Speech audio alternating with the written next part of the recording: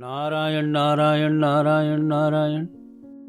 अरे आज यहाँ इतनी भीड़ क्यों है? सब कुशल मंगल तो है।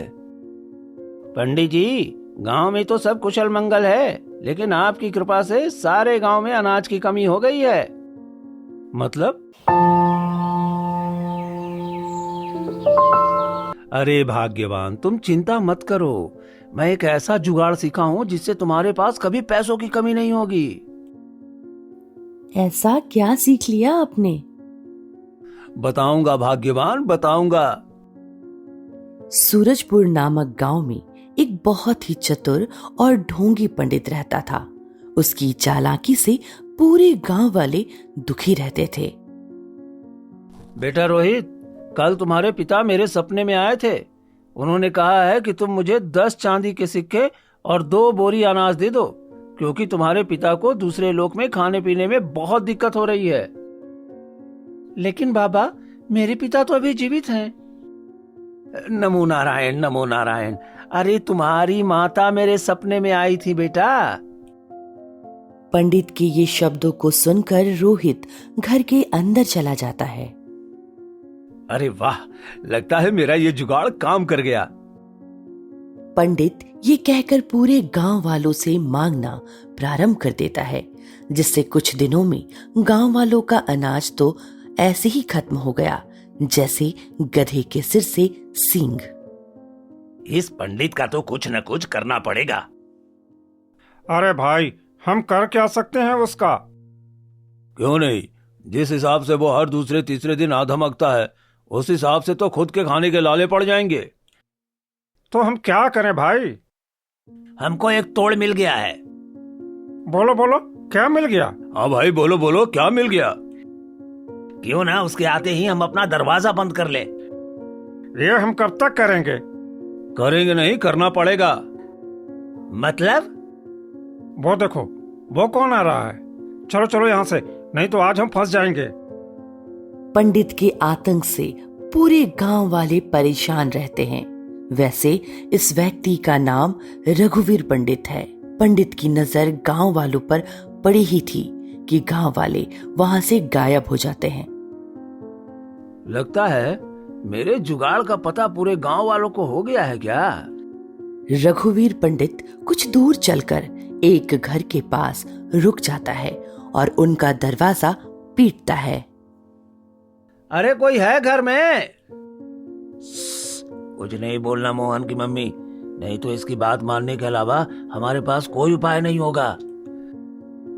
पंडित कई घर का दरवाजा पीटता है, लेकिन कोई भी अपना दरवाजा खोलने को तैयार नहीं होता। मैं ऐसा क्या करूं कि गांव वाले अपना दरवाजा बंद ही न कर पाएं? पंडित पूरे दिन सोचने के बाद एक निर्णय ले ही लेता है। राम सिया राम सिया राम जय जय राम, राम सिया राम सिया राम जय जय राम। पंडित के इस रूप को गांव वाले जब तक समझ पाते हैं, तब तक पंडित अपने शिकार पर आक्रमण बोल चुका होता है। बेटा रोहित, तुम सुखी रहो। बाबा, आप मुझे कैसे जानते हैं? अरे बच्चा, हम सब जानते हैं। अच्छा? हाँ, तुम्हारी शादी हो चुकी है और तुम्हारी पत्नी का नाम सुनीता है। लगता है बाबा बहुत जाने पहचाने हैं। क्यों नहीं इन्हें अपना हाथ दिखाया जाए? बाबा, मेरा हाथ देकर बताओ कि मेरा बच्चा कब होगा। बताऊंगा बच्चा, सब बताऊंगा, लेकिन कल तुम्हारे पिता मेरे सपने में आए थे। ये शब्द सुनते ही वो भौचक्का रह जाता है, लेकिन रोहित अब करता तो क्या करता, इसलिए उसे इस बार दान देना पड़ता है। अरे सुना है कि कल पंडित रोहित के घर भेष बदल कर आया था। अरे हाँ भाई, हमने भी यही सुना है। तो अब कैसे बचा जाए? अब तो वो रूप बदल कर चल रहा है। इसका भी उत्तर है मेरे पास। क्या भाई क्या? क्या भाई क्या? जब भी कोई अनजान व्यक्ति गांव में आएगा तो पूरा पता होने के बाद ही हम अपने अपने घरों के बाहर आएंगे, नहीं तो रोहित जैसा ही हमारा हाल होगा। हाँ भाई, ठीक कह रहे हो। जिस प्रकार बिल्ली को देखकर चूहे छिप जाते हैं। ठीक उसी प्रकार गांव वाले किसी अनजान व्यक्ति को देखकर छिप जाया करते हैं। अरे लेकिन ऐसा कब तक चलेगा? अरे लगता है अब मुझे ही कुछ करना पड़ेगा। क्यों ना हम उसके घर जाकर उसके जैसा ही काम करें। हाँ हाँ, यही ठीक रहेगा।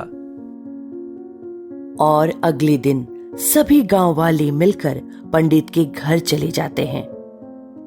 अरे मतलब ये पंडित जी कि कल आपके पिता मेरे सपने में आए थे। हाँ, और उन्होंने कहा कि आप सभी गांव वालों को 5-5 बोरी अनाज दे दो। ये सुनते ही पंडित का दिल बैठने लगता है, जिससे उन्हें तुरंत समझ में आ जाता है वो खुद के जाल में फंस गए। लेकिन अब पंडित जी करते तो क्या करते, उन्हें भी सभी गांव वालों को अनाज देना ही पड़ता है।